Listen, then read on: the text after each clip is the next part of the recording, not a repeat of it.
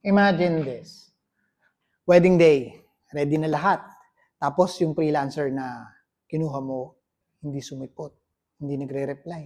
Mas masakit pa, wala man lang binigay na solusyon na maghanap ng kapalit. Then nalaman pa ng couple na kulang kayo. Pero bilang studio owner, kahit hindi ikaw yung may kasalanan directly, ikaw pa rin yung may hawak ng sitwasyon.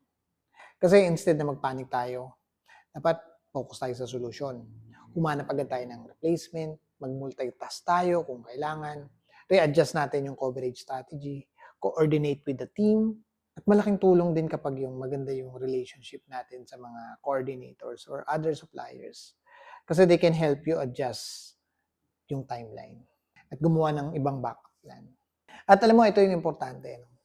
Never ever rant online tungkol dun sa hindi sumipot na shooter. Yes, valid yan. Nagalit tayo. Pero minsan, kapag public rant agad, alam mo ba, ikaw rin ang nagmumukhang mahirap katrabaho. Baka kasi isipin ng ibang freelancer, ala, kapag nagkamali ako ng isang beses, ipopost din ako niyan. Kaya as a studio owner, we need to stay professional all the time.